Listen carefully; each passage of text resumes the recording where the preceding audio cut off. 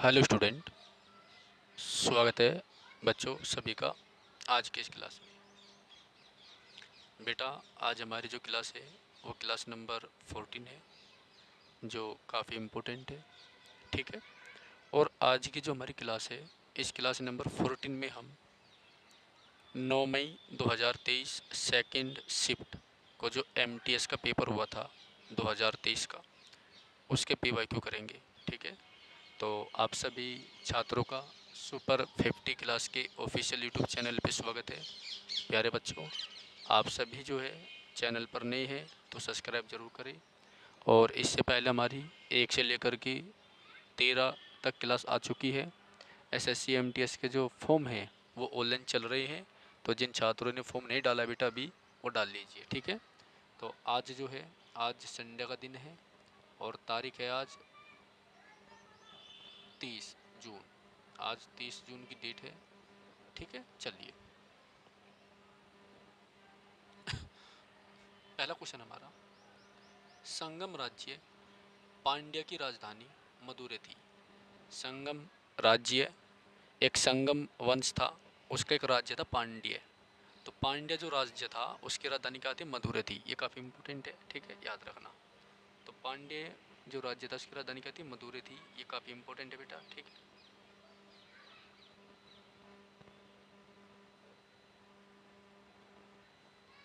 चलिए, नेक्स्ट है दूसरा क्वेश्चन। किस ब्रिटिश अधिकारी के गोली चलाने के आदेश के परिणाम स्वरूप जलियांवाला बाग हत्याकांड हुआ था? किस ब्रिटिश अधिकारी के गोली चलाने के आदेश के बावजूद जलियांवाला बाग हत्याकांड हुआ था? जलियांवाला बाग हत्याकांड हुआ था बेटा, तो उसका नाम था जनरल डायर। नाम क्या था? General Dyer. और ये घटना कब की है? ये 13 अप्रैल 1919 की घटना है। ठीक है। उस दिन जो है बैसाखी का त्यौहार था। 13 अप्रैल को जो है पंजाब में बैसाखी का त्यौहार मनाया जाता है। इस दिन सभी पंजाबी लोग जो है फेस्टिवल मना रहे थे और इस जलियांवाला बाग में जो है एक शांतिपूर्वक सभा हो रही थी, जिसमें डॉक्टर सत्यपाल सिंह और सैफुद्दीन किचलू को जो है गिरफ्तार कर लिया गया था रोलेट एक्ट के द्वारा। ठीक है। तो जनरल डायर ने जो है इसमें गोली चलाने का आदेश दे दिया था। बहुत सारे भारतीय लोग इसमें मारे गए थे। फिर उसके बाद 1940 में उधम सिंह ने जो है जनरल डायर को 1940 में उधम सिंह ने जनरल डायर को जो है लंदन में जाके जो है गोली मार दी थी। ठीक है। और आफ्टर दैट उसको जो है फांसी पे चढ़ा दिया था। ठीक है। चलिए, नेक्स्ट है, निम्नलिखित में से कौन भारत रत्न से सम्मानित होने वाले पहले संगीतकार थे? M S Subbulakshmi. कौन भारत रत्न से सम्मानित होने वाले पहले संगीतकार थे? M S Subbulakshmi. कौन थे? M S Subbulakshmi. ठीक है, याद रखना। कौन थे बेटा? M S Subbulakshmi. ठीक है। चलिए, तो एम एस सुब्बुलक्ष्मी जो थे एम एस सुब्बुलक्ष्मी जो थे वे भारत रत्न से सम्मानित होने वाले पहले संगीतकार थे। ठीक है, याद रखना। क्वेश्चन नंबर 4 है बेटा। बेटा, एक बार सभी छात्र जो चैनल पे नए हैं प्लीज़ उस चैनल को सब्सक्राइब जरूर करें। ठीक है। और आपको मैं बता दूं, अभी हम एमटीएस की सीरीज़ को कवर कर रहे हैं। ठीक है, एमटीएस की सीरीज़ को कवर कर रहे हैं 2023, और इसमें टोटल हमारे जो सेट है 57 है। इससे पहले हमने 12 सेट जो है फेज़ 11 के करे हैं और इसके बाद हम सीजीएल के सेट को कवर करेंगे।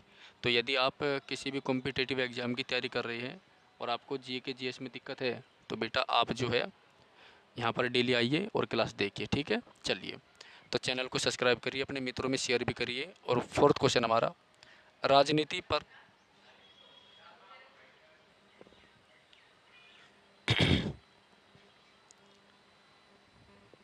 अगला क्वेश्चन है बेटा फोर्थ, अर्थशास्त्र किसने लिखी? तो अर्थशास्त्र जो है कौटिल्य ने लिखी।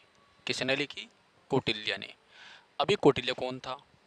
तो जो कौटिल्य है ना, इसको हम विष्णुगुप्त के नाम से,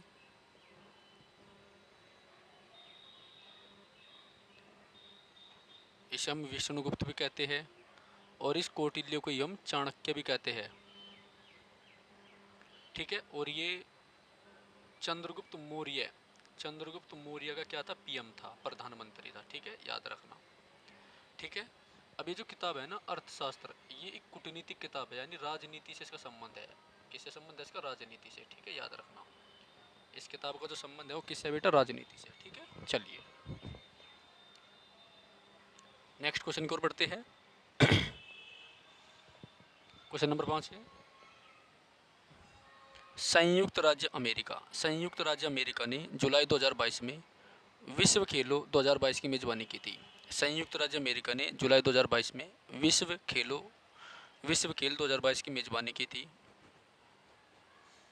भारत में सड़कों में उनकी क्षमता के अनुसार 6 वर्गों में वर्गीकृत किया गया है, ठीक है। नेक्स्ट, निम्नलिखित में से क्या पश्चिमी घाट का एक हिस्सा नहीं है?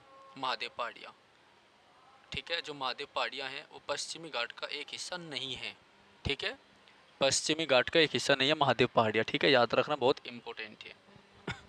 तो आपके दो घाट है, एक पश्चिमी घाट है और एक पूर्वी घाट है। तो पश्चिमी घाट और पूर्वी घाट जो है नीलगिरी की जो पहाड़ियाँ हैं वहाँ पर आके मिलते हैं, ठीक है बेटा। चलिए, जिस प्रतिबिंब को पर्दे पर प्राप्त नहीं किया जा सकता, जिस प्रतिबिंब को पर्दे पर प्राप्त नहीं किया जा सकता उसे हम आभासी प्रतिबिंब कहते हैं। क्या कहते हैं? आभासी प्रतिबिंब कहते हैं। जिस प्रतिबिंब को पर्दे पर प्राप्त नहीं किया जा सकता, जिस प्रतिबिंब को पर्दे पर प्राप्त नहीं किया जा सकता उसे हम आभासी प्रतिबिंब कहते हैं, याद रखना। जिस प्रतिबिंब को पर्दे पर प्राप्त नहीं किया जा सकता उसे हम आभासी प्रतिबिंब कहते हैं, याद रखना, काफ़ी इंपॉर्टेंट है, ठीक है। जिस प्रतिबिंब को पर्दे पर प्राप्त नहीं किया जा सकता उसे हम आभासी प्रतिबिंब कहते हैं, याद रखना, ठीक है। नोवा है, फीफा विश्व कप 2022 की मेज़बानी कतर ने की थी। फीफा विश्व कप 2022 की मेज़बानी किस देश ने की थी? कतर ने की थी। किसने की थी? कतर ने की थी, ठीक है, याद रखना। फीफा वर्ल्ड कप 2022 की मेज़बानी किस देश ने की थी? कतर ने की थी, ठीक है, इम्पोर्टेंट है। फीफा विश्व कप 2022 की मेज़बानी किस देश ने की थी? कतर ने की थी, ठीक है, याद रखना, बहुत इंपॉर्टेंट है। तो फीफा का मतलब होता है फेडरेशन, ये मतलब जो है ये फुटबॉल का सबसे बड़ा, ठीक है, अवार्ड होता है और गेम होता है, ठीक है। फीफा वर्ल्ड कप बहुत इंपॉर्टेंट है, जैसे हमारा मतलब वर्ल्ड कप होता है ना क्रिकेट वाला, इस प्रकार से, ठीक है। चलिए नेक्स्ट क्वेश्चन की ओर बढ़ते हैं। 10वां,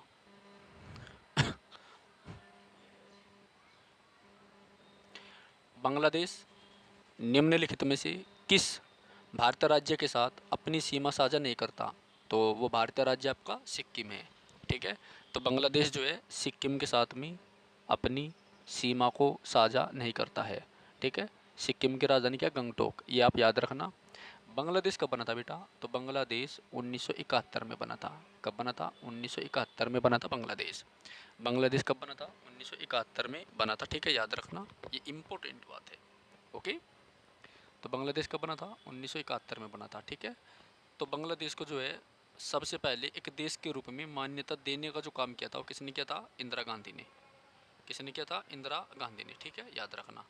तो बांग्लादेश को एक देश के रूप में सबसे पहले जो मान्यता दी थी वो इंदिरा गांधी ने दी थी, याद रखना। 1971 में बना था। और ये बांग्लादेश जो है इसे पूर्वी पाकिस्तान भी कहा जाता है। क्या कहा जाता है? पूर्वी पाकिस्तान भी कहा जाता है। पूर्वी पाकिस्तान भी इसको कहा जाता है, ठीक है, ये आपको याद रखना है। तो बांग्लादेश को पूर्वी पाकिस्तान के नाम से भी बेटा जाना जाता है, ठीक है, ये काफ़ी इंपॉर्टेंट है, ओके। चलिए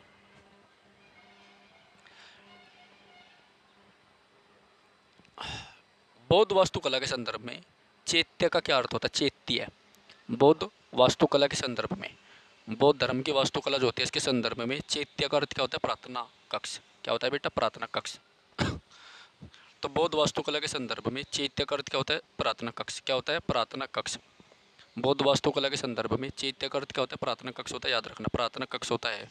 बौद्ध वास्तुकला के संदर्भ में चैत्य का अर्थ क्या होता है? प्रार्थना कक्ष होता है, ठीक है, याद रखना, बहुत इंपॉर्टेंट है, ठीक है। अगर हम बौद्ध धर्म की बात करें तो बौद्ध धर्म के जो प्रणेता है महात्मा बुद्ध, उनका जन्म कब हुआ था बेटा? 563 बीसी में। कब हुआ था? 563 BC. It means Isa Masih के जन्म से 563 साल पहले इनका जन्म हुआ था, ठीक है। मृत्यु कब हुई थी? 483 बीसी में, यानी ईसा मसीह के जन्म से 483 साल पहले इनकी मृत्यु हुई थी, ठीक है, ओके। और लगभग 80 साल की उम्र में इनकी मृत्यु हो गई थी। 80 ईयर्स की जो उम्र थी उसमें इनकी मृत्यु हो गई थी। कैसे हुई थी? चुंद नामक जो लोहार था उनके घर पे इन्होंने सुअर का मांस खा लिया था और इनको अतिसार बीमारी हो गई थी। ठीक है, अतिसार जो है एक बीमारी होती है, ठीक है, वो इनको हो गई थी। ओके, कुछ महत्वपूर्ण चीज़ें हैं, जैसे जब महात्मा बुद्ध ने अपना घर छोड़ा था तो उसे महाभिनिष्क्रमण बोला गया। क्या बोला गया?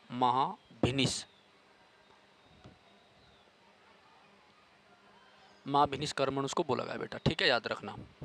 जो उन्होंने पहला उपदेश दिया था उसको धर्म चक्र परिवर्तन बोला गया। धर्म चक्र परिवर्तन बोला गया। ठीक है, ज्ञान प्राप्ति को संबोधि बोला गया है। बहुत सारे क्वेश्चन यहाँ से हमारे जीके जीएस वाले बनते हैं। ठीक है, चलिए नेक्स्ट। अक्टूबर 2022 की स्थिति के अनुसार इंदिरा गांधी राष्ट्रीय वृद्धावस्था पेंशन योजना IGNOAPS अक्टूबर 2022 तक इंदिरा गांधी राष्ट्रीय वृद्धावस्था पेंशन योजना के अंतर्गत 60 वर्ष या उससे अधिक आयु के BPL गरीबी रेखा से नीचे जीवन यापन करने वाले व्यक्ति 79 वर्ष की आयु तक की मासिक पेंशन के हकदार है। ठीक है, तो उनको 200 रुपये मिलेंगे। ठीक है, GST बिल में कितने टैक्स स्लैब है? 4। GST जो है उसमें कितने प्रकार के टैक्स स्लैब है बेटा? 4 प्रकार के। ठीक है, तो अगर हम GST की बात करें, सबसे पहले GST लागू की थी फ्रांस ने। किसने की थी बेटा? फ्रांस देश ने। ठीक है, याद रखना। फ्रांस की राजधानी क्या है? पेरिस। और ये पेरिस जो है इसको फैशन की नगरी कहा जाता है और ये सीन नदी पर है। पेरिस कौन सी नदी पर है? सीन नदी पर है। एफिल टावर भी आपका यहीं पर है। Is that clear? ओके, चलिए। उसके बाद फ्रांस में सबसे पहले GST लागू हुई थी। भारत में जो GST लागू हुई थी 2017 में हुई थी, याद रखना, 2017 में हुई थी। और ये जो संविधान संशोधन था वो 101वां था। ठीक है, तो भारत में 101वां संविधान संशोधन जो है 2017 में किया गया था, जिसके द्वारा पूरे भारत में जो GST को लागू कर दिया गया था। GST क्या है? What is GST? तो GST क्या है? GST एक इनडायरेक्ट टैक्स है, अप्रत्यक्ष कर है। इनडायरेक्ट टैक्स है, याद रखना। इनडायरेक्ट टैक्स का अप्रत्यक्ष कर है। GST का मतलब होता है goods and service tax. Goods and service tax goods and services tax. ठीक है, चलिए नेक्स्ट। झिझिया बिहार का एक प्रसिद्ध लोक नृत्य है। झिझिया बिहार का एक प्रसिद्ध लोक नृत्य है जिसे पौराणिक शहर मिथिला में किया जाता है। यह नृत्य केवल महिलाओं द्वारा किया जाता है। संपूर्ण नवरात्रि, यानी जो नवरात्र आप कहते हैं, कंप्लीट नवरात्रि, नवरात्रों के जो नवरात्र रहते हैं का यह त्यौहार देवी लक्ष्मी, पार्वती और ये कौन सी है भाई? सरस्वती। तो लक्ष्मी, पार्वती और सरस्वती की पूजा करने के लिए मनाया जाता है। ठीक है, तो मिथिला में जो है ना झिझिया, पहले तो बात यह है कि जो झिझिया है लोक नृत्य, इसका संबंध बिहार से है। ठीक है, बिहार से है। राजधानी क्या बिहार की? पटना है। और पटना कौन सी नदी पर है? गंगा नदी पर है। ठीक है, और पटना का नाम पटना किसने रखा था? शेरशाह सूरी ने रखा था। पहले इसका नाम पाटलिपुत्र था। Is that clear? तो यहाँ पर ये जो फेस्टिवल मनाया जाता है ये लक्ष्मी को, पार्वती को और सरस्वती नदी को और सरस्वती देवी को, तीनों के रूपों की पूजा करने के लिए इस त्यौहार का आयोजन किया जाता है, पर्व का आयोजन किया जाता है। ठीक है, भारतीय राष्ट्रीय कांग्रेस ने 1929, काफ़ी इंपॉर्टेंट है, तो भारतीय राष्ट्रीय कांग्रेस ने 1929 में लाहौर में एक अधिवेशन होता कांग्रेस का 1929 में, याद रखना। लाहौर में अधिवेशन हुआ था जिसकी अध्यक्षता पंडित जवाहरलाल नेहरू ने की थी। ठीक है, याद रखना। तो ये जो लाहौर में अधिवेशन हुआ था, इस लाहौर के अधिवेशन में पूर्ण स्वराज की मांग रखी गई थी। क्या रखी गई थी? पूर्ण स्वराज की मांग रखी गई थी बेटा। लाहौर आपका रावी नदी पर है, याद रखना। और ये रावी नदी जो है लाहौर के पास में कराची से जो है कहाँ पर गिर जाती है? अरब सागर में गिर जाती है। ठीक है, याद रखना, इंपॉर्टेंट है। ओके, तो कांग्रेस का जो 1929 का अधिवेशन था लाहौर में हुआ था। पंडित जवाहरलाल नेहरू ने इसकी अध्यक्षता करी थी। ठीक है, लाहौर रावी नदी के तट पर है। पूर्ण स्वराज की मांग इसमें रखी गई थी। पूर्ण स्वराज की जो मांग है उसमें रखी गई थी। पूर्ण स्वराज की मांग इसमें रखी गई थी। ठीक है, याद रखना, काफ़ी इंपॉर्टेंट है। ओके, नेक्स्ट है बेटा।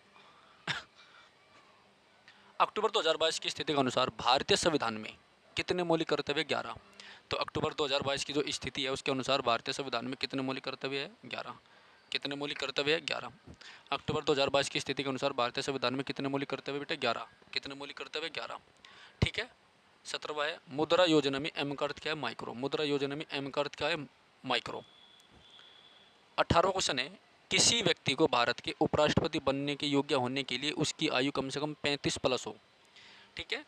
अब देखो, जो हमारे प्रेसिडेंट है, राष्ट्रपति, इनके अंदर जो योग्यता होनी चाहिए वो लोकसभा में निर्वाचित होने की योग्यता होनी चाहिए। जबकि जो वाइस प्रेसिडेंट है, इसका मतलब है उपराष्ट्रपति, इनके अंदर राज्यसभा में निर्वाचित होने की योग्यता होनी चाहिए। लोकसभा में निर्वाचित होने की योग्यता कितनी होती है? 25 ईयर होती है। ठीक है। लोकसभा का टाइम पीरियड 5 साल होता है। राज्यसभा की कितनी होती है? 30 ईयर होती है। इनका टाइम पीरियड कितना होता है? 6 साल होता है ना। और ये जो आपका राज्यसभा ये परमानेंट हाउस है और लोकसभा आपका परमानेंट हाउस नहीं है। ठीक है, याद रखना। तो हमारी जो पार्लियामेंट है बेटा, पार्लियामेंट है, इस पार्लियामेंट के यानी संसद के, इस पार्लियामेंट के यानी संसद के P4 प्रेसिडेंट होता है राष्ट्रपति। ठीक है। आर्टिकल 52 जो है भारत के एक राष्ट्रपति का उल्लेख करता है। ओके। तो P4 पार्लियामेंट यानी संसद का जो गठन है वो आर्टिकल 79 में सॉरी आर्टिकल 79 में। ओके। इसके 3 भाग है, Lok Sabha LS, Rajya Sabha RS and P4 president यानी राष्ट्रपति। ठीक है, ये आप याद रखना। राष्ट्रपति गलत लिखा भाई, ये गलत लिखा, राष्ट्रपति। ठीक है, याद रखना। लोकसभा कौन से आर्टिकल में? 81 में। राज्यसभा कौन से में? 80 में। और राष्ट्रपति आपको 52 में है। ठीक है, चलिए 1900 क्वेश्चन है, निम्नलिखित में से कौन सी परत पृथ्वी के वायुमंडलीय परतों में से एक नहीं है? अंतमंडल। ठीक है, चलिए देखो, ये जो परत है हमारी, ये काफ़ी इंपॉर्टेंट है, वायुमंडलीय परत। इनमें एक समताप मंडल होता है, एक परत है समताप मंडल। सम, यार हम बोल कुछ रहे, लिखे कुछ जा रहा, समताप मंडल, समताप मंडल। ठीक है, याद रखना। तो जो समताप मंडल है बेटा, ये जो समताप मंडल है ना, इसमें आपकी ओजोन परत पाई जाती है, बहुत इंपॉर्टेंट है। ओजोन परत पाई जाती है समताप मंडल में। ठीक है, जो समताप मंडल है इसमें ओजोन परत पाई जाती है। इसका फॉर्मूला O3 होता है। O3 हो गया। 16 सितंबर को जो है अंतर्राष्ट्रीय ओजोन दिवस मनाया जाता है, विश्व ओजोन दिवस मनाया जाता है मतलब। ठीक है, इस बात को भी आप याद रखना।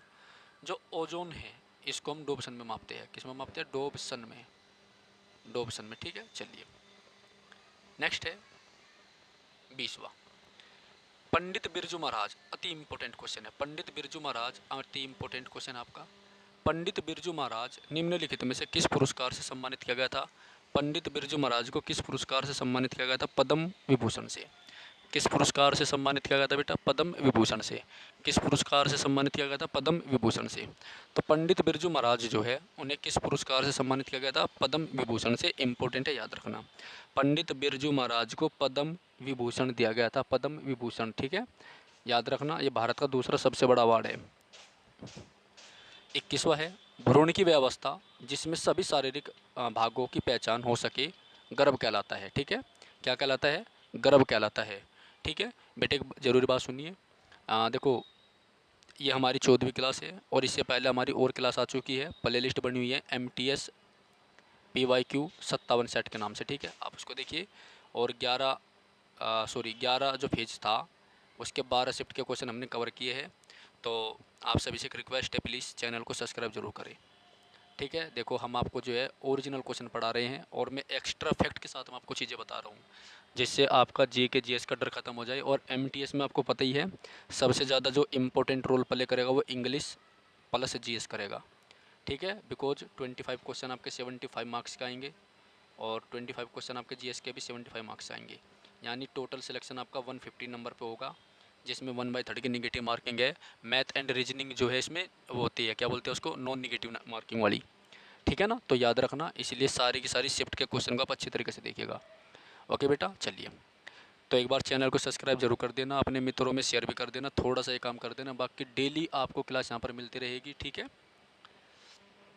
चार्ल्स डार्विन ने जैव विकास की अवधारणा को अपनी पुस्तक the origin of the species में दिया है। किस में दिया है? The origin of the species में दिया है। किस में दिया है बेटा? The origin of the species में दिया है। ठीक है। केंद्र सरकार ने हाल ही में युवा केंद्र सरकार ने हाल ही में युवा 2.0 योजना, युवा 2.0 स्कीम शुरू की है। यह 30 वर्ष से कम आयु के युवा लेखकों के लिए एक प्रशिक्षण और परामर्श का कार्यक्रम है। तो केंद्र सरकार ने युवा जो है ना कार्यक्रम शुरू किया है, जिसमें 30 साल से कम बच्चों को जो है क्या करेंगे? प्रेरणा देंगे। चलो छोटे इसको तो गुज्जर परतियार राष्ट्रकूट और पालवंश, गुज्जर परतियार राष्ट्रकूट एंड पालवंश, गुज्जर परतियार राष्ट्रकूट एंड पालवंश, गुज्जर परतियार राष्ट्रकूट एवं पालवंश के शासक कन्नौज के ऊपर नियंत्रण को लेकर सदियों तक आपस में लड़ते रहे थे। कब लड़ते रहे बेटा? सदियों में आपस तक लड़ते रहे थे, ठीक है, याद रखना।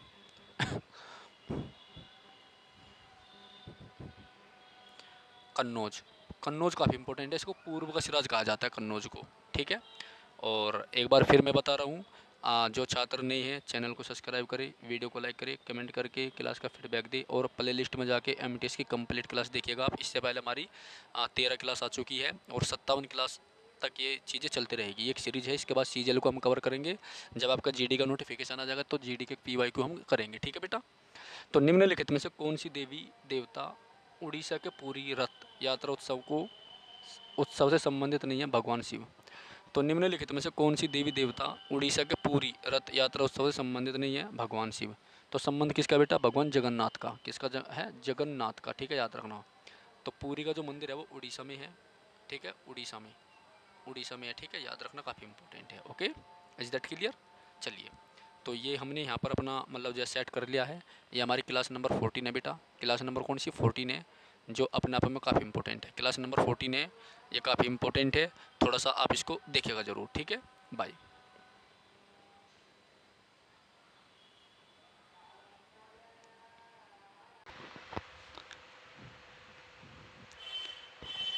हेलो स्टूडेंट, आप सभी का स्वागत है आज की इस क्लास में। प्यारे बच्चों, आज हमारी जो क्लास है ये क्लास नंबर 15 है, ठीक है। इससे पहले हमारी क्लास 1 से लेकर 14 क्लास तक आ चुकी है, जो कि प्ले लिस्ट में है, ठीक है। और इस क्लास में हम एमटीएस 2023 के पीवाईक्यू कवर करेंगे, 2023 के पीवाईक्यू कवर करेंगे, जो काफ़ी इंपॉर्टेंट है, ठीक है। तो आपके 2024 में जो एमटीएस की वैकेंसी आ चुकी है, जिसके ऑनलाइन फॉर्म चल रहे हैं, उसके लिए क्लास काफ़ी इंपॉर्टेंट है और समस्त एसएससी की जो वैकेंसी है उनके लिए इंपॉर्टेंट है, ठीक है। तो क्वेश्चन नंबर पहला है हमारा, वर्ष 1918 में महात्मा गांधी ने मील मजदूरों की हड़ताल का सफलपूर्वक नेतृत्व किया था, ठीक है, ये काफ़ी इंपॉर्टेंट है, ठीक है। अगर हम महात्मा गांधी की बात करें तो महात्मा गांधी का जो जन्म हुआ था वो 2 अक्टूबर 1869 को हुआ था। कहाँ पर हुआ था? गुजरात के पोरबंदर पे, ठीक है, याद रखना, काफ़ी इंपॉर्टेंट है। महात्मा गांधी ने 1906 में साउथ अफ्रीका में, दक्षिण अफ्रीका में, साउथ अफ्रीका में जो है सबसे पहले सत्याग्रह की शुरुआत की थी, ठीक है। एक आंदोलन चलाया था जिसका नाम है सत्याग्रह, ठीक है। उसके बाद 1915 में महात्मा गांधी भारत आए, इंडिया वापस लौटे और इन्होंने जो है 1917 में जो चंपारण है बिहार में, वहाँ पर सबसे पहले भारत में सत्याग्रह की स्टार्टिंग करी थी। चंपारण के जो किसान थे उनकी समस्याओं को सुना और राजकुमार शुक्ला जो है महात्मा गांधी को चंपारण ले गए थे, ठीक है। वहाँ पर एक प्रणाली थी जिसका नाम था 3 कठिया प्रणाली। कौन सी थी? 3 कठिया प्रणाली। इसका मतलब ये था कि वहाँ पर 3/20 हिस्से और 15%, एक ही बात है, या तो 3/20 हिस्से या 15% हिस्से पर जो है अंग्रेज ज़बरदस्ती चंपारण के किसानों से जो है नील की खेती करवाते थे, ठीक है। 1920 में महात्मा गांधी ने जो है असहयोग आंदोलन शुरू किया था। कौन सा आंदोलन चला था? असहयोग आंदोलन चला था 1920 में। असहयोग बहुत इंपॉर्टेंट है।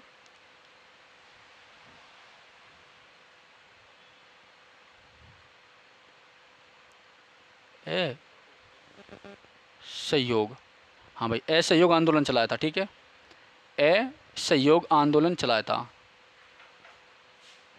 अरे गलत लिखे जा रहा बार बार।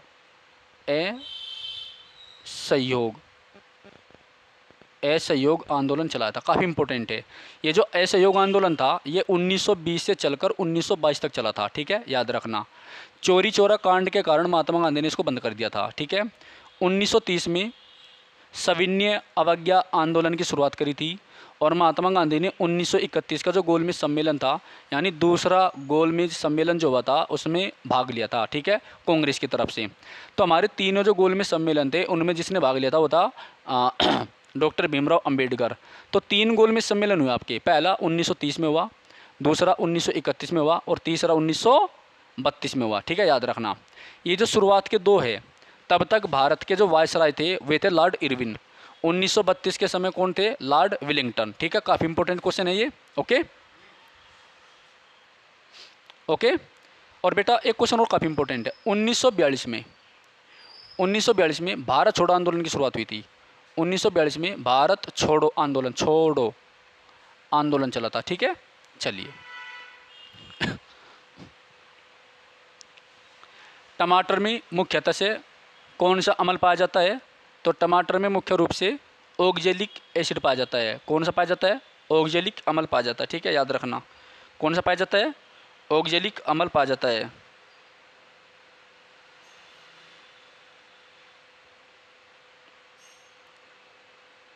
अगला क्वेश्चन है बेटा,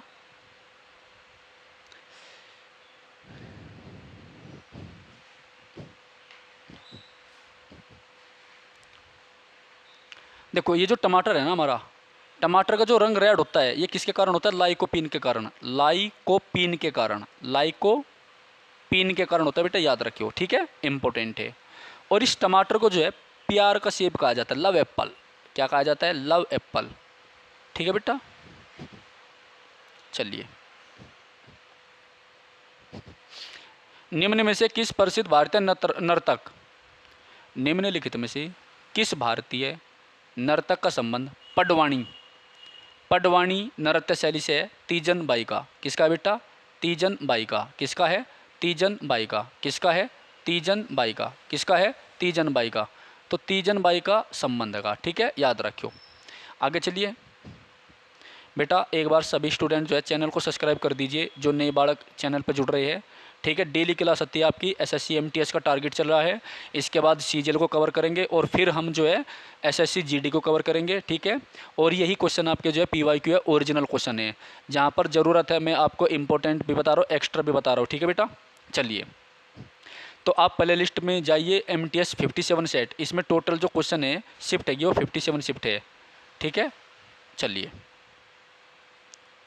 तो क्वेश्चन नंबर 3 है, किस प्रसिद्ध भारतीय नर्तक का संबंध पडवाणी से है? तीजन बाई का, ठीक है। फोर्थ क्वेश्चन है, in the situation of liquidity trap the speculative money demand function becomes infinitely elastic. क्या बन जाती है? इनफाइनेटली इलास्टिक बन जाती है, ठीक है। ICC क्रिकेट विश्व कप 2022 किस देश ने आयोजित किया था? न्यूजीलैंड ने। इंपॉर्टेंट क्वेश्चन होगा और ये करंट अफेयर का भी है, ठीक है। 2022 का है तो उसको आप छोड़ नहीं सकते, क्योंकि 2 साल पुराने क्वेश्चन एसएससी पूछती है। तो ICC क्रिकेट विश्व कप 2022 महिला वाला किस देश में आयोजित किया गया था? न्यूजीलैंड में। न्यूजीलैंड की राजधानी क्या है? वेलिंगटन। क्या है बेटा? वेलिंगटन। वेलिंगटन है न्यूजीलैंड की राजधानी। राष्ट्र पक्षी क्या? कीवी। क्या है? कीवी, ठीक है, याद रखियो, बहुत इंपॉर्टेंट है। ओके, 2024 T20 2024 जो है किस देश ने जीता? ये जीता इंडिया ने। किसने जीता? इंडिया ने, ठीक है, याद रखियो। तो T20 जो है 2024 किसने जीता? इंडिया ने जीता। किसको हराकर जीता? साउथ अफ्रीका को जीता। और इतिहास में पहली बार भारत ने इस वर्ल्ड कप को नॉकआउट में जीता, मतलब इसने जितने भी मैच खेले सारे के सारे अनबीटेबल थे। साउथ अफ्रीका भी जो है अनबीटेबल मैच रही है, ये फाइनल मैच ही आ रही है, ठीक है, इंपॉर्टेंट रखना, याद रखना। 32 साल के करियर में, ठीक है, जो साउथ अफ्रीका है वो 5 बार फाइनल में गई, लेकिन आज तक उसने जो है एक भी T20 का खिताब नहीं जीता है, ठीक है, याद रखो, बहुत इंपॉर्टेंट है। ओके, चलिए अगला क्वेश्चन है हमारा छठा, निम्नलिखित में से कौन सा विटामिन आयरन के अवशोषण को प्रभावित करता है? Vitamin C. निम्नलिखित में से कौन सा विटामिन आयरन के अवशोषण को प्रभावित करता है? बेटा विटामिन सी, ठीक है। विटामिन सी की कमी से जो बीमारी होती है वो आपकी स्कर्वी होती है। कौन सी है? स्कर्वी, ठीक है, याद रखिए, बहुत इंपॉर्टेंट है। विटामिन सी का जो अच्छा सोर्स है वो आपका आंवला है। आंवले में विटामिन सी पाया जाता है, आंवला, ठीक है, याद रखियो। और उसके बाद नींबू है जिसमें सिट्रस एसिड पाया जाता है। तो विटामिन ए की कमी से जो बीमारी होती है वो कौन सी होती है? रतौंधी। रतौंधी, विटामिन ए की कमी से कौन सी बीमारी होती है बेटा? रतौंधी होती है। बी की कमी से बैरी होती है। सी की कमी से स्कर्वी हो है। डी की कमी से रिकेटस, ठीक है, याद रखियो, रिकेटस। ओके, चलिए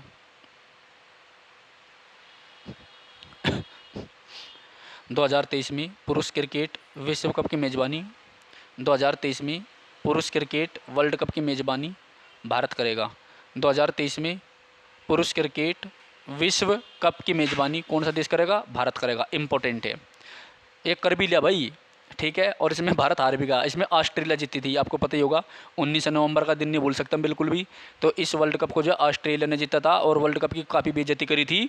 और हमारे जो क्या नाम है उसका, रोहित शर्मा ने, उनका जो ट्रेविस हेड बॉलर था उसका सही चाम उतार दिया था T20 में, ठीक है। 29 एक ओवर में 29 रन बना दिए थे, 4 छक्के मार दिए लगते ही, ठीक है ना, याद रहा क्यों।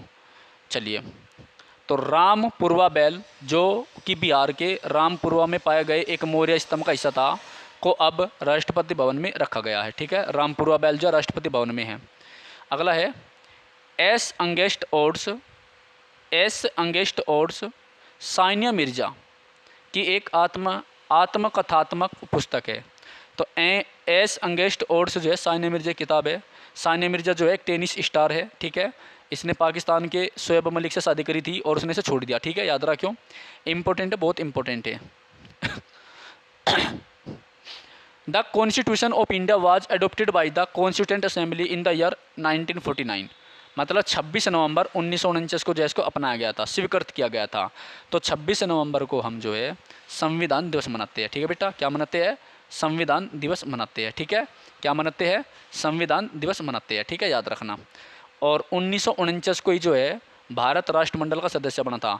भारत जो है कॉमनवेल्थ का सदस्य बना था 1949 में। जो है 14 सितंबर 1949 को हिंदी भाषा को अडॉप्ट किया गया था। हिंदी भाषा को जो है राज्य की भाषा का दर्जा दिया गया था। और चाइना भी आज़ाद 1949 में हुआ था, याद रखो, ठीक है।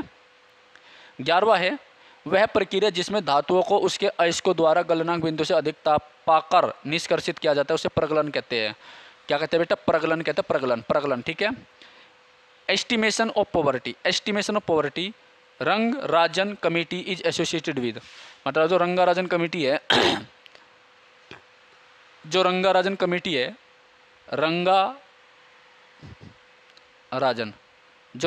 कमेटी है उसका संबंध किससे? गरीबी से है, ठीक है, याद रखना।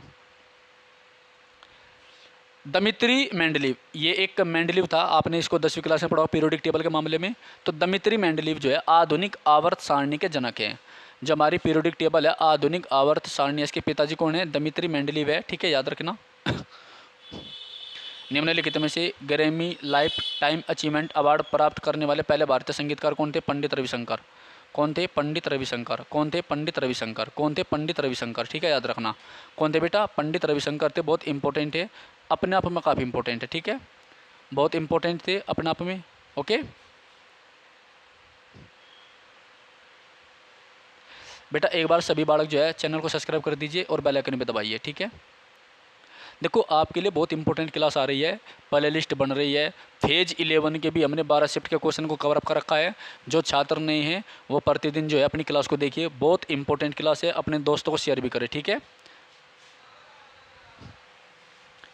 छठ पूजा के त्यौहार के दौरान किस भगवान की पूजा होती है बेटा? सूर्य की, ठीक है। तो छठ पूजा के दौरान जो है भगवान सूर्य देव की पूजा होती है, याद रखना। भगत सिंह सुखदेव और राजगुरु, भगत सिंह सुखदेव एंड राजगुरु, भगत सिंह सुखदेव और राजगुरु को 23 मार्च 1931 को फांसी पे चढ़ा देता, फांसी दे दी थी, ठीक है, याद रखना। तो भगत सिंह सुखदेव और राजगुरु को जो है फांसी कब दी गई थी? 23 मार्च 1931 को। और इसे शहीद दिवस के रूप में मनाते हैं 23 मार्च को। और 30 जनवरी को भी हम जो है शहीद दिवस के रूप में मनाते हैं, बिकॉज 30 जनवरी को जो है महात्मा गांधी को गोली मार दी गई थी। क्या कर दिया गया था? महात्मा गांधी को गोली मार दी गई थी, ठीक है। क्या कर दिया गया था? महात्मा गांधी को गोली मार दी गई थी, ठीक है, याद रखना। 17वां क्वेश्चन है पृथ्वी का सबसे गहरा बिंदु मरियाना ग्रत है। पृथ्वी का सबसे गहरा बिंदु क्या है? मरियाना ग्रत है, जो कि प्रशांत महासागर में, याद रखना। कहाँ पर है बेटा? प्रशांत महासागर में है। पृथ्वी का सबसे गहरा जो गर्त है वो प्रशांत महासागर में, मरियाना ग्रत। ये कहाँ पर पड़ता है? ये फिलीपींस के पास पड़ता है। कहाँ पर पड़ता है? फिलीपींस देश के पास पड़ता है, याद रखना। 11,033 मीटर गहरा है, बहुत इंपॉर्टेंट है।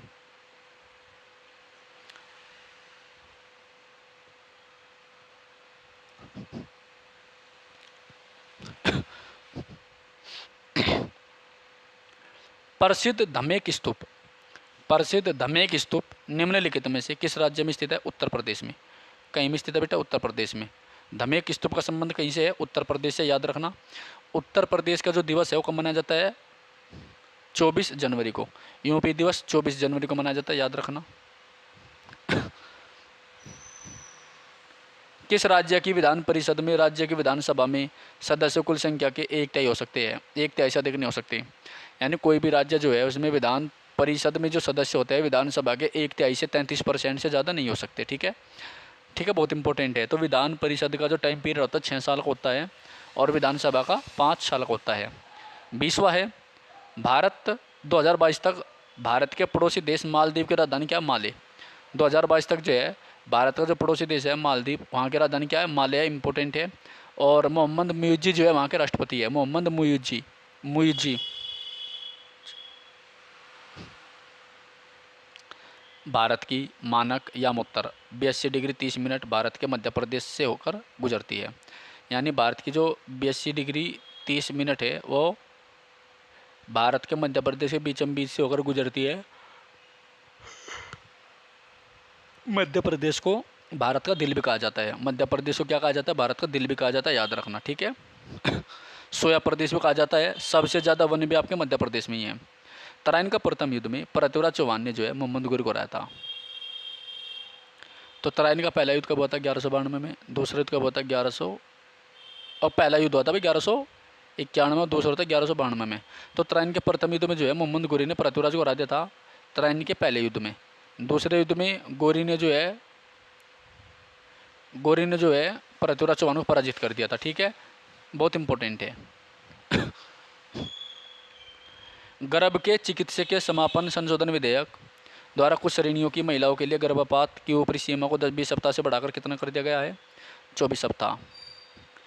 मेरी पॉलिसी मेरा हाथ scheme was launched by agriculture and farmer welfare ministry of India 2022 में। 25वां क्वेश्चन है, प्रसिद्ध राजस्थानी लोक नृत्यांगना गुलाबो सपेरो को कालबेलिया के लिए जाना जाता है। किसके लिए जाना जाता है? कालबेलिया के लिए। ठीक है, तो बेटा अगली क्लास देखने के लिए जो है इस चैनल को सब्सक्राइब करें, बेल आइकन भी दबाइए। और आपको जो है काफ़ी इंपॉर्टेंट चीज़ें मैं दे रहा हूँ। ये जो कालबेलिया नृत्य सर्प से संबंधित है, सांपों से, और इसका संबंध है राजस्थान से। ठीक है, तो ये SSC MTS का सेट नंबर 15 था जो हमने क्लास नंबर 15 में कवर किया है। यानी हमने टॉप 25 क्वेश्चन को इंपॉर्टेंट को देखा है। तो जो भी छात्र SSC MTS की तैयारी कर रहे हैं वे प्ले लिस्ट में जाइए यूट्यूब पर, और वहाँ पर जो है SSC MTS 2023 PYQ 57 सेट के नाम से प्ले लिस्ट बनी हुई है। ठीक है, अगर आपको और ज़्यादा मतलब जो इंपॉर्टेंट क्वेश्चन चाहिए तो आप पेज नंबर 11 के क्वेश्चन को देख सकते हैं, काफ़ी इंपॉर्टेंट है। ठीक है बेटा, तो जाने से पहले एक बार चैनल को सब्सक्राइब जरूर कर दीजिए, अपने मित्रों में शेयर भी कर दीजिए। Thank you, bye bye. फिर मिलते हैं अगली क्लास में जिसमें हम सेट नंबर 16 कवर करेंगे।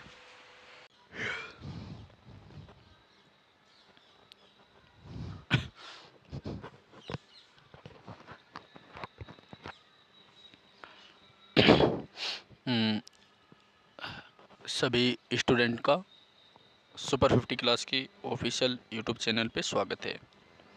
प्यारे बच्चों, आज हमारी क्लास नंबर 16 है, 16 है, जिसमें हम MTS 2023 के PYQ क्वेश्चन को कवर करेंगे। ठीक है, तो ये क्लास आपकी 2024 में सभी SSC एग्ज़ाम के लिए इम्पोर्टेंट है। जैसा कि आपको पता है आपके MTS के फॉर्म ऑनलाइन चल रहे हैं। ठीक है, और ये काफ़ी इम्पोर्टेंट है। चलिए पहला क्वेश्चन हम देखते हैं। सन 1867 में केशव चंद्र सेन ने आत्माराम पांडुरंग को बॉम्बे में प्रार्थना समाज की स्थापना करने में सहायता की थी। ठीक है, 1867 में केशव चंद्र सेन ने आत्माराम पांडुरंग को जो है बॉम्बे में प्रार्थना समाज की स्थापना करने में सहायता करी थी। क्वेश्चन इंपॉर्टेंट है, याद रखना। ठीक है, अगला क्वेश्चन हम देखते हैं। दूसरा, स्टेप्सिन एंजाइम जो वसा को वसा अम्ल और ग्लिसरॉल में बदल देता है अग्नाशय से स्रावित होता है। ठीक है, तो स्टेप्सिन एक एंजाइम है जो वसा को वसा अम्ल में और ग्लिसरॉल में बदल देता है। वसा को वसा अम्ल एवं ग्लिसरोल में बदल देता है। तो ये हमारे अग्नाशय से संबंधित है, यहाँ से स्रावित होता है, ये आप याद रखना। ठीक है बेटा। देखो, एक बार जो छात्र चैनल पे नहीं है वो चैनल को सब्सक्राइब कर दीजिए। ठीक है। और जो पहले बार क्लास को देख रहे हैं, इससे पहले हमारी 15 क्लास आ चुकी है, आप जो है प्ले लिस्ट में जा कर के 15 क्लास देख सकते हैं। काफ़ी इंपॉर्टेंट है और सारे क्वेश्चन आपके 2023 के MTS में आए हुए क्वेश्चन है, PYQ है। ठीक है। चलिए अगला क्वेश्चन है तीसरा। 5 अप्रैल 2022 को 5 अप्रैल 2022 से संघ लोक सेवा आयोग के अध्यक्ष कौन है? डॉक्टर मनोज सोनी। ठीक है। तो संघ लोक सेवा आयोग के जो अध्यक्ष है वो डॉक्टर मनोज सोनी हैं। ठीक है। इसको UPSC बोलते हैं। तो UPSC जो है इसका उल्लेख आर्टिकल 315 में है। किस में है? आर्टिकल 315 में। आर्टिकल 315 में जो UPSC है इसका संबंध किस में है? आर्टिकल 315 में है। UPSC का जो उल्लेख है वो आर्टिकल 315 में है, याद रखना। तो संघ लोक सेवा आयोग और राज्य लोक सेवा आयोग का उल्लेख आर्टिकल 315 में है। ठीक है बेटा। नेक्स्ट है फोर्थ। भारतीय संविधान का अनुच्छेद 32 से 35। भारतीय संविधान का जो अनुच्छेद है 32 से 35, भारतीय संविधान का अनुच्छेद 32 से 35 संवैधानिक उपचारों के अधिकार, राइट टू कॉन्स्टिट्यूशनल रेमेडीज से संबंधित है। संवैधानिक उपचारों के अधिकार से संबंधित है, इंपॉर्टेंट है, याद रखना। यदि किसी भारतीय नागरिक के फंडामेंटल राइट का वोलेशन होता है तो वो कहाँ जा सकता है? सुप्रीम कोर्ट जा सकता है। ठीक है। पांचवा क्वेश्चन है, भारत सरकार द्वारा प्रधानमंत्री उज्ज्वला योजना कब शुरू की गई थी? 2016 में। भारत सरकार ने प्रधानमंत्री उज्ज्वला योजना जो है 2016 में शुरू की थी। कब शुरू की थी? 2016 में शुरू की थी। कब शुरू की थी? 2016 में शुरू की थी। ठीक है। भारत सरकार द्वारा प्रधानमंत्री उज्ज्वला योजना कब शुरू की गई थी? 2016 में शुरू की गई थी।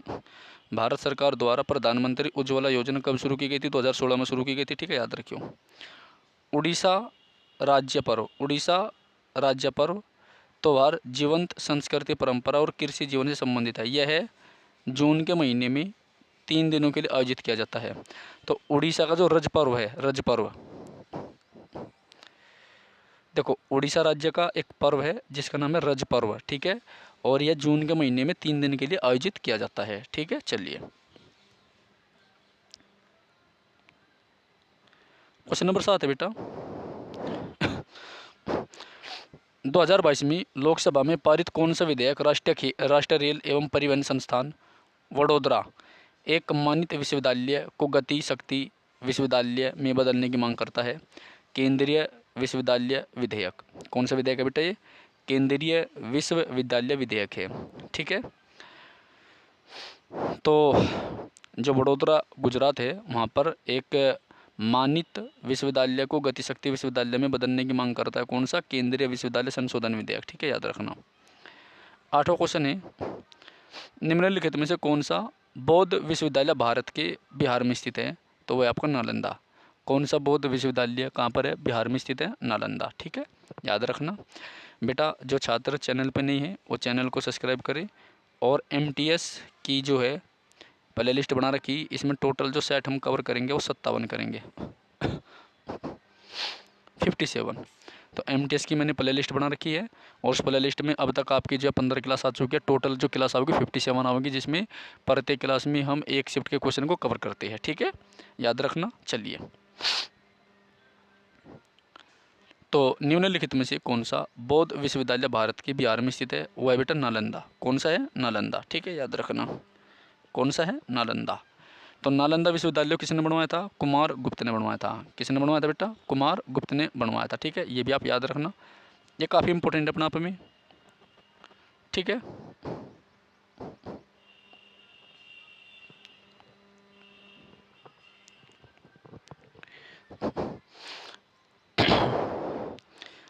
नालंदा विश्वविद्यालय को जो है बख्तियार खिलजी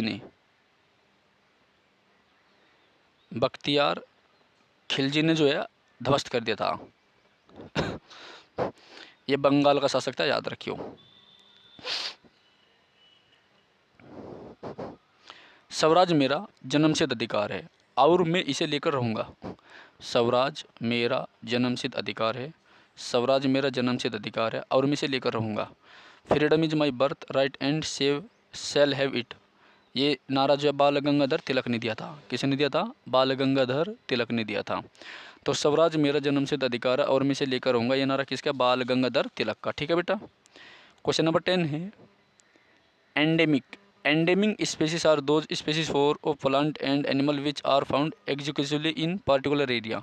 तो एंडेमिक वे प्रजाति होती है, एंडेमिक वे प्रजाति होती है जो किसी भी पार्टिकुलर एरिया में पाई जाती है। ठीक है।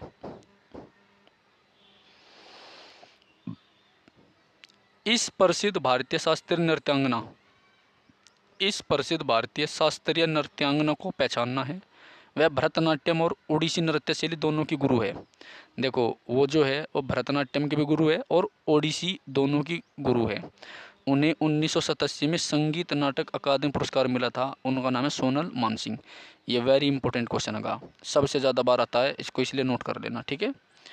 तो सोनल मानसिंह जो है भरतनाट्यम की भी गुरु है, ओडिसी की भी गुरु है। 1987 में इनको संगीत नाटक अकादमी पुरस्कार दिया गया था। तो उनका नाम क्या? सोनल मानसिंह है। ठीक है। ये अति महत्वपूर्ण क्वेश्चन है, इंपॉर्टेंट क्वेश्चन है, थोड़ा सा ध्यान दीजिएगा इस पर। ठीक है। राष्ट्रपति द्रौपदी मुर्मू ने एक वर्चुअल इवेंट के माध्यम से खाली स्थान तक क्षय रोग मतलब टीबी को खत्म करने के लिए प्रधानमंत्री टीबी मुक्त भारत अभियान, प्रधानमंत्री टीबी मुक्त भारत अभियान और निश्चय पोर्टल लॉन्च किया 2025 तक। तो 2025 तक जो है टीबी को जड़ से ख़त्म करने का प्लान बनाया गया है। ठीक है। और निश्चय पोर्टल का संबंध जो है वो टीबी उन्मूलन से है। किससे है? टीबी उन्मूलन से है। टीबी मतलब ट्यूबरकुलोसिस, क्षय रोग बोलते हैं इसको। इससे हमारे शरीर का फेफड़ा, जो फेफड़े होते हैं, लंग्स जो होते हैं वो प्रभावित होते हैं, लंग्स। ठीक है, प्रभावित होते हैं। तो भारत में से टीबी को कब तक एंड ख़त्म कर दिया जाएगा? 2025, ये टारगेट बनाया है। इनमें से आनंद नीलकांतन, आनंद नीलकांतन के पहले उपन्यास का शीर्षक क्या था? Asura, the tale. ठीक है। इनमें से आनंद नीलकांतन के पहले उपन्यास का शीर्षक क्या था? Asura, the tale of the vanquished. चलिए next 14 PM street vendor Atmanirbhar Nidhi, PM street vendor Atmanirbhar Nidhi, प्रधानमंत्री स्ट्रीट वेंडर आत्मनिर्भर निधि योजना किस मंत्रालय द्वारा शुरू की गई है? आवासन एवं शहरी मंत्रालय द्वारा। किसके द्वारा शुरू की गई है? आवासन एवं शहरी मंत्रालय द्वारा। ठीक है, याद रखना। 15 क्वेश्चन है पुंग चोलोम। पुंग चोलोम आमतौर पर धार्मिक शुभ अवसरों पर गीतों और ढोल के ताल पर किया जाता है। पुंग चोलोम जो है आमतौर पर धार्मिक शुभ अवसरों पर गीतों और ढोल के ताल पर किया जाता है। यह है प्रसिद्ध रूप से निम्नलिखित में से किस राज्य में किया जाता है? मणिपुर में। कहाँ किया जाता है बेटा? मणिपुर में। ठीक है, याद रखना कहाँ किया जाए? मणिपुर में। ये क्वेश्चन काफ़ी इंपॉर्टेंट है अपना में। ठीक है। 16वां, निम्नलिखित में से कौन सा विषय भारतीय संविधान की राज्य सूची के अंतर्गत आता है? कृषि। कौन सा विषय आता है? कृषि। तो कौन सा विषय भारतीय संविधान की राज्य सूची के अंतर्गत आता है? कृषि। कौन सा विषय जो है भारतीय संविधान की राज्य सूची के अंतर्गत आता है? उसका नाम है कृषि। कौन सा विषय है? कृषि। ठीक है। 17वां, रोपण कृषि के मुख्य क्षेत्र के विश्व के उष्णकटिबंधीय प्रदेशों में पाए जाते हैं। रोपण कृषि के मुख्य क्षेत्र विश्व के उष्णकटिबंधीय प्रदेशों में पाए जाते हैं। ये काफ़ी इंपॉर्टेंट है। 2011 की जनगणना के अनुसार भारत में लिंग अनुपात कितना है? तो प्रति 1000 943। ठीक है, मतलब 1000 मेल पर 943 फीमेल है।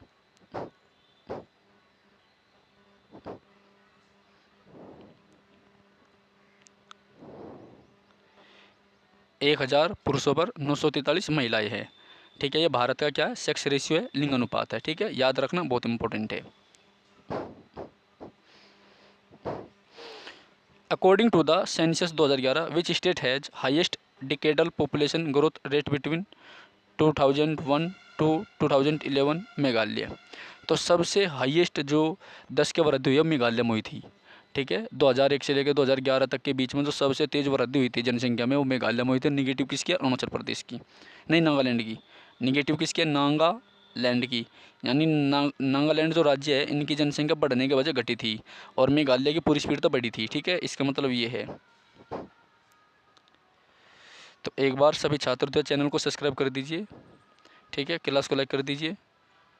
देखो बेटा, इससे पहले हमने एक मतलब जो है सीरीज और शुरू की थी, उसमें हमने फेज़ 11 के टोटल सेट करे थे, फेज़ 11, क्योंकि फेज़ 12 के भी पेपर आए थे ना, सिलेक्शन पोस्ट 12 की। ठीक है, उसकी टोटल जो शिफ्ट है वो 12 है। तो कंप्लीट आपके जो सेट है 12 शिफ्ट के सेट जो है वो आपके चैनल पे है। तो जो छात्र नहीं है वो जाके प्ले लिस्ट में देख सकते हैं अभी। ठीक है, चलो आगे बढ़ते हैं अगले सवाल की ओर। तो ये समझ में आया। तो 2001 से लेकर 2011 के बीच में सबसे तेज़ जो वृद्धि हुई मेघालय में हुई, और सबसे कम वृद्धि नागालैंड में हुई। कहाँ पर हुई? नागालैंड में हुई। ठीक है, याद रखना, नागालैंड में हुई।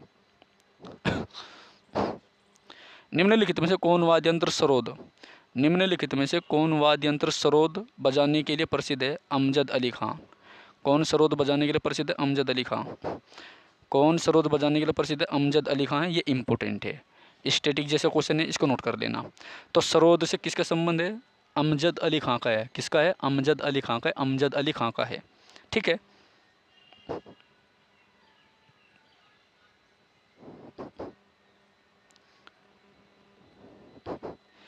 एक बार सभी छात्र जो है चैनल को सब्सक्राइब कर दीजिए, वीडियो को लाइक कर दीजिए बेटा, अपने दोस्तों में शेयर कर दीजिए, बहुत इंपॉर्टेंट चीज़ें है। ठीक है, अगला क्वेश्चन 21वां, भारत अंतर्राष्ट्रीय क्रिकेट परिषद, इस खाली स्थान में क्या होगा? भारत। तो भारत जो है अंतर्राष्ट्रीय क्रिकेट परिषद आईसीसी पुरुष क्रिकेट विश्व कप 2023 की मेज़बानी करेगा। बहुत इंपॉर्टेंट है। इस मैच को जो है ऑस्ट्रेलिया ने जीता था, आपको पता ही है। ओके, तो इस मैच को किसने जीता था? ऑस्ट्रेलिया ने जीता था बेटा। ठीक है, किसने जीता था? ऑस्ट्रेलिया ने जीता था, याद रखना, काफ़ी इंपॉर्टेंट है। ओके, चलिए, तराइन का प्रथम युद्ध कब लड़ा गया था? 1191 में। तराइन का जो पहला युद्ध था 1191 में लड़ा गया था, जिसमें पृथ्वीराज चौहान जीत गया था। पृथ्वीराज चौहान जीत गया था और गौरी पराजित हो गया था। जबकि जो 1192 में युद्ध हुआ था उसमें गौरी विजयी हुआ था। कौन विजयी हुआ था? गौरी। ठीक है, और 94 में चंदावर का युद्ध हुआ था, याद रखना। क्वेश्चन नंबर 23 है, किस अधिनियम के परिणाम स्वरूप महारानी विक्टोरिया किस अधिनियम के परिणाम स्वरूप महारानी विक्टोरिया जो ब्रिटेन की शासक थी 1858 भारत की मलिका एम्प्रेसिस ऑफ इंडिया की उपाधि के साथ भारत में ब्रिटिश क्षेत्रीय संप्रभुता बन गई थी? भारत सरकार अधिनियम, ये गलत है। देखो, किस अधिनियम के परिणाम स्वरूप महारानी विक्टोरिया जो ब्रिटेन की शासक थी 1858 में भारत की मलिका की उपाधि के साथ भारत में ब्रिटिश क्षेत्रों की संप्रभु भी बन गई थी? भारत सरकार अधिनियम 1858 इसका आंसर है। ठीक है, और अगर सन पूछे जाए तो सन है आपके 1875। 1875 में उसको बना दिया गया था भारत की साम्राज्य। ठीक है, याद रखना, बहुत इंपॉर्टेंट है महारानी विक्टोरिया को। इस क्वेश्चन में थोड़ा मिसप्रिंट होगा। इंग्लिश ईस्ट इंडिया कंपनी ने वर्ष 1765 में बंगाल की दीवानी प्राप्त की थी। इंपॉर्टेंट है। तो 1765 में बंगाल की दीवानी प्राप्त करी थी इंग्लिश ईस्ट इंडिया कंपनी ने। ये काफ़ी इंपॉर्टेंट क्वेश्चन होगा।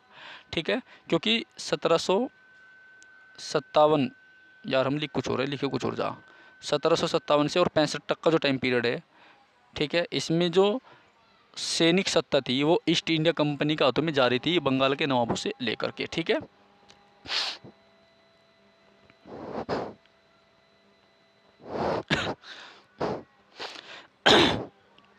प्रसिद्ध Hirakud captive thermal power plant निम्नलिखित में किस राज्य में? उड़ीसा में। तो हीराकुंड डैम जो है किस राज्य में है? उड़ीसा में। किस नदी पर है? वो है बेटा आपका महानदी पर। हीराकुंड कौन सी नदी पर है? महानदी पर। ठीक है, याद रखना।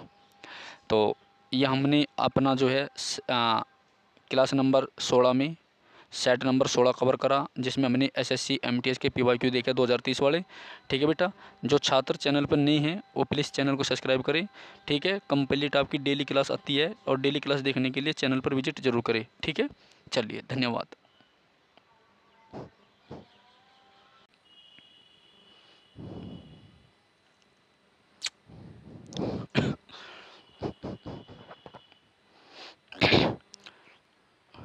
ओके स्टूडेंट, आप सभी का स्वागत है आज की इस क्लास में।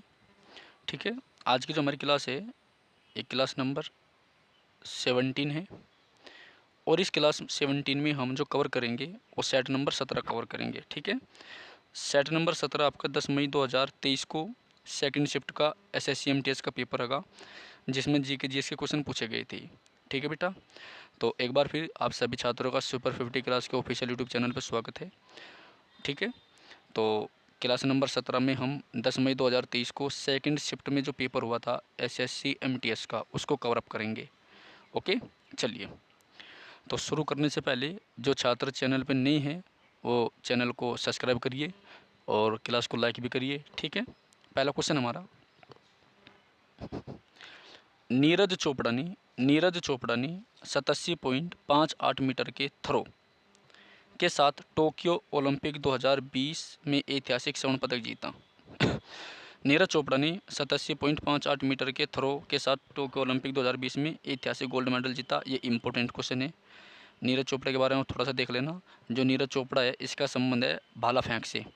किससे? भाला फेंक से, मतलब जेवलिन थ्रो से। ठीक है, याद रखना। दूसरा है, निम्नलिखित में से कौन सी संरचना बौद्ध धर्म से संबंधित है? स्तूप। ठीक है, तो स्तूप का जो संबंध है वो बौद्ध धर्म से है। और मैंने आपको बताया था बौद्ध धर्म के बारे में कि बौद्ध धर्म के जो प्रणेता है वो महात्मा बुद्ध है। कौन थे? महात्मा बुद्ध थे। उनका जन्म कब हुआ था? 563 बीसी में हुआ था। कब हुआ था बेटा? 563 बीसी में हुआ था। ठीक है, याद रखना।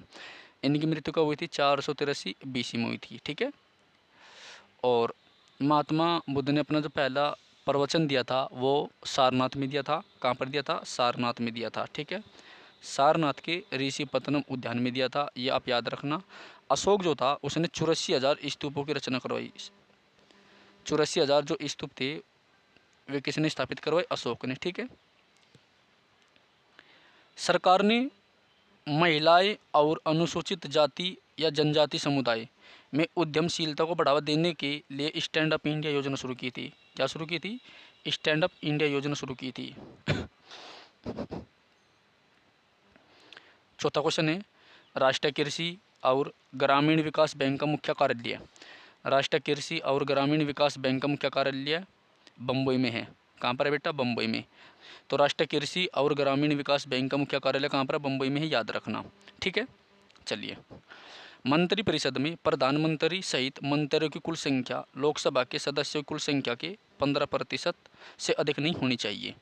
ठीक है, तो मंत्रिपरिषद में प्रधानमंत्री सहित मंत्रियों की जो कुल संख्या है वो 15% से अधिक नहीं होनी चाहिए। काफ़ी इंपॉर्टेंट है। ठीक है, जो हमारा प्रधानमंत्री होते हैं ये लोकसभा में बहुमत दल का नेता होता है और सरकार का प्रमुख भी होता है। ठीक है, प्रधानमंत्री जो होता है सरकार का प्रमुख होता है, चीफ होता है, याद रखना। और भारत के संविधान के हिसाब से राष्ट्रपति से ज़्यादा जो पावरफुल होता है वो आपका प्रधानमंत्री होता है। ठीक है, अगला क्वेश्चन है छठा, चपचार कूट महोत्सव भारत के मिजोरम राज्य का एक प्रसिद्ध त्यौहार है। चपचार कूट महोत्सव भारत के मिजोरम राज्य का एक प्रसिद्ध त्यौहार है। चपचार कूट महोत्सव भारत के मिजोरम राज्य का एक प्रसिद्ध त्यौहार है। ये इंपॉर्टेंट है, याद रखना। निम्नलिखित में से किस क्षेत्र में वर्ष भर दिन और रात लगभग बराबर होते हैं? भूमध्य रेखीय क्षेत्र में। कहाँ पर होते हैं बेटा? भूमध्य रेखीय क्षेत्र में। कहाँ पर होते हैं? भूमध्य रेखीय क्षेत्र में। कहाँ पर होते हैं? भूमध्य रेखीय क्षेत्र में। ठीक है, याद रखना। कहाँ पर होते हैं? भूमध्य रेखीय क्षेत्र में। तो भूमध्य रेखीय क्षेत्र में पूरे साल जो है दिन और रात बराबर होता है। ठीक है, याद रखना। काफ़ी इंपॉर्टेंट है अपना आप में। ओके, आगे बढ़े, चलो। आठवां क्वेश्चन है, स्थानांतरित कृषि को असम में झूम के नाम से जाना जाता है। स्थानांतरित कृषि को असम में झूम के नाम से जाना जाता है। इम्पोर्टेंट है। इस असम की राजधानी दिसपुर है और यहाँ पर एक मेला लगता है अम्बुबाची मेला। कौन सा मेला लगता है? अम्बुबाची मेला। ठीक है, और यहाँ पर एक मंदिर भी है, माँ कामाख्या देवी का मंदिर, माता कामाख्या देवी का मंदिर होता है। ठीक है, बहुत इंपॉर्टेंट है। और ये अम्बुबाची मेला फिलहाल लगा हुआ है, तो एसएससी इसको भी बहुत बार पूछता है। In which sport did Mirabai Chanu win India's first gold medal at the Commonwealth Games 2022? Weight lifting.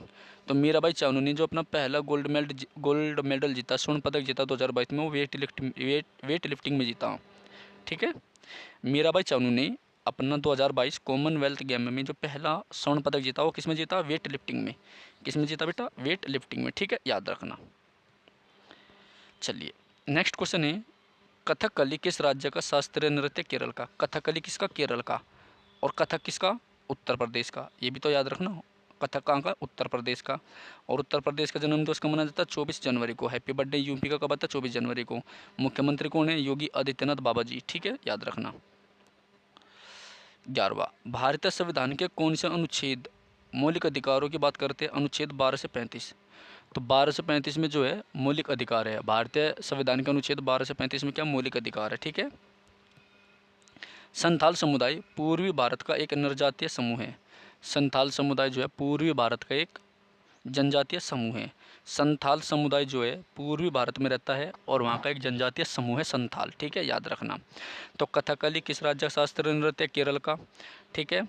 और भारत और कथक कहाँ का है? उत्तर प्रदेश का। उत्तर प्रदेश का जो जन्म दिवस है वो 24 जनवरी है। 25 जनवरी को राष्ट्रीय मतदाता दिवस मनाया जाता है। 23 जनवरी को पराक्रम दिवस मनाया जाता है, याद रखना। भारतीय संविधान के कौन से अनुच्छेद मौलिक अधिकारों की बात करते हैं? अनुच्छेद 12 से 35। संथाल समुदाय पूर्वी भारत का एक जनजातीय समूह है, ठीक है, याद रखना। अगला क्वेश्चन है 13वां। बेटा एक बार जो छात्र चैनल पे नए हैं वो चैनल को सब्सक्राइब जरूर करें, अपने मित्रों को शेयर भी करें, ठीक है। दूसरी बात, SSC MTS की हमारी सीरीज चली हुई है। टोटल इसमें जो है हम 57 शिफ्ट को कवर करेंगे, क्योंकि 2023 में जो SSC MTS का पेपर हुआ था वो 57 शिफ्ट में निपटा था, ठीक है, याद रखना। और ये अपने आप में काफ़ी इम्पोर्टेंट है, ओके, ये अपने आप में काफ़ी इम्पोर्टेंट है, ठीक है बेटा। तो सभी छात्र जो चैनल पे नहीं है सब्सक्राइब करिए, लाइक करिए क्लास को और कमेंट करिए, ठीक है। और जो पहली बार विजिट कर रहे हैं वो प्ले लिस्ट में जा कर के क्लास नंबर 1 से अब तक की क्लास को कवर करें, क्योंकि तभी आपकी समझ में आएगा, ठीक है। चलिए, तो 13 क्वेश्चन हमारा, श्रीमंत शंकर देव को आमतौर पर नई संगीत, नाटकीय और भाषाई शैली का पथ प्रदर्शक माना जाता है। वह निम्नलिखित में से किस नृत्य शैली से संबंधित है? सतरिया से। तो सतरिया का संबंध कहाँ से? असम से। सतरिया कहाँ का है? असम का, ठीक है। तो श्रीमंत शंकर देव जो थे उनका संबंध सतरिया से है। सतरिया जो है असम का है, ठीक है, याद रखना। नेक्स्ट क्वेश्चन है 14वां, निम्न में से कौन सी जानी मानी शख्सियत आधुनिक इतिहास के चरमपंथी चरण से संबंधित है? बाल गंगाधर तिलक। कौन थे? बाल गंगाधर तिलक। कौन थे? बाल गंगाधर तिलक। 15वां, दंत क्षय को कम करने के टूथपेस्ट में क्या मिलाया जाता है? फ्लोराइड। दंत क्षय को कम करने के लिए टूथपेस्ट में क्या मिलाया जाता है? फ्लोराइड मिलाया जाता है। तो दांतों को कम हानि देने के लिए, दांतों को हानि कम हो इसलिए टूथपेस्ट में जो है आपका फ्लोराइड मिलाया जाता है, याद रखना। लेंस की क्षमता का मात्रा क्या होता है? डायोप्टर। ये भी वेरी इंपॉर्टेंट क्वेश्चन है साइंस का। लेंस की जो क्षमता होती है उसका मात्रा क्या होता है? डायोप्टर होता है, डायोप्टर, ठीक है, क्या होता है? Dioptre, okay. तो लेंस की क्षमता का मात्रा क्या होता है बेटा? डायोप्टर होता है, याद रखना। The inheritance of loss. The inheritance of loss निम्नलिखित में से किस लेखक द्वारा लिखा गया है? किरण देसाई द्वारा। द इनहेरिटेंस ऑफ लॉस किसके द्वारा लिखा गया है? किरण देसाई के द्वारा लिखा गया है, ठीक है, याद रखना, इंपॉर्टेंट है। द इनहेरिटेंस ऑफ लॉस जो है किसके द्वारा लिखा गया? किरण देसाई के द्वारा लिखा गया है। 18वां, केंद्रीय गृह मंत्रालय के अनुसार 2021 की जनगणना। केंद्रीय गृह मंत्रालय के अनुसार 2021 की जनगणना जो कोविड-19 के कारण स्थगित हो गई थी, पहली बार अन्य पिछड़ा वर्ग का डाटा एकत्रित करना था, ठीक है। यानी कोविड-19 के कारण जो 2021 की जनगणना थी वो पिछड़ गई थी, तो उसमें OBC का डाटा इकट्ठा करना था, ठीक है। 19, राष्ट्रीय डोपिंग विरोधी विधेयक राष्ट्रीय डोपिंग विरोधी विधेयक 27 जुलाई 2022 को लोकसभा में पेश किया गया। निम्नलिखित में से कौन सी संस्था भारत में डोपिंग नियंत्रण कार्यक्रम का प्रबंधन करती है? तो राष्ट्रीय डोपिंग विरोधी एजेंसी, इसको नाडा बोलते हैं। क्या बोलते हैं? नाडा। मेरी पतली कमर नाडा जुब्बेदार लइयो, ठीक है, आगे चलो। तो नाडा जो है आपकी एक नेशनल एंटी डोपिंग एजेंसी है, ठीक है। जो हमारे स्पोर्ट्स पर्सन होते हैं उन्होंने ड्रग्स तो नहीं लिया, ठीक है, या कोई मतलब जो नशा तो नहीं करते, वे नशी चीज़ तो नहीं खाते, ना उसी की दवाई तो नहीं खाती, इसकी जांच करते हैं नाडा, ठीक है, नेशनल एंटी डोपिंग एजेंसी। 20वां, प्रभास में वे कारक जो लोगों को अपने निवास स्थान अथवा उद्यम को छुड़वाने के कारण बनते हैं प्रतिकर्ष कारक कहलाते हैं। विश्व में सर्वाधिक वर्षा वाला स्थान कौन सा है बेटा? मासिनराम मेघालय। कौन सा है? मासिनराम मेघालय। दुनिया में सबसे ज़्यादा वर्षा कहाँ पर होती है? मासिनराम मेघालय में होती है। उर्वरक के संदर्भ में निम्नलिखित में से कौन सा कथन सही नहीं है? यह मृदा को ह्यूमस प्रदान नहीं करते। यह मृदा को ह्यूमस प्रदान नहीं करते। यह मृदा को ह्यूमस प्रदान नहीं करते, ठीक है। चोल काल के दौरान ब्राह्मणों को उपहार में दी गई भूमि को ब्रह्मदेय कहते थे। चोल काल के दौरान ब्राह्मणों को जो भूमि उपहार में दी जाती थी उसको क्या कहते थे? ब्रह्मदेय कहते थे। क्या कहते थे? ब्रह्मदेय प्रकार की भूमि कहते थे। ठीक है, तो ब्राह्मणों को उपहार में दी गई भूमि को ब्रह्मदेय कहते थे। ठीक है, निम्नलिखित में से स्वतंत्रता सेनानियों में से कौन 1885 में पुणे में फर्ग्यूसन कॉलेज के संस्थापक में से एक था? बाल गंगाधर तिलक। कौन था बेटा? बाल गंगाधर तिलक। तो बाल गंगाधर तिलक जो था वो फर्ग्यूसन फर्ग्यूसन कॉलेज के संस्थापकों में से एक था। निम्नलिखित स्वतंत्रता सेनानियों में से कौन 1885 में पुणे में फर्ग्यूसन कॉलेज के संस्थापकों में से एक था? बाल गंगाधर तिलक। ठीक है, निम्नलिखित में से किस गायक को दादा साहब फाल्के पुरस्कार से सम्मानित किया गया? आशा भोसले को। किसे किया गया? आशा भोसले को। ठीक है, तो ये हमारी क्लास नंबर 17 थी जिसमें हमने MTS 2023 के PYQ कवर करे। सारे आपको देख सकते हैं, सारे ओरिजिनल क्वेश्चन आए हुए हैं इसमें, GK GS और static GS with current affair है। ठीक है बेटा, तो यदि आपको SSC MTS में सिलेक्शन लेना है तो डेली आप क्लास देखिए, और प्ले लिस्ट मैंने बना रखी है और डेली आपको क्लास मिलेगी। ठीक है, अभी मैं 2023 SSC MTS करा रहा हूँ, उसके बाद 2022 SSC MTS कराऊँगा, तो कंप्लीट चीज़ आपको यहाँ पर मिलेगी। ओके, धन्यवाद।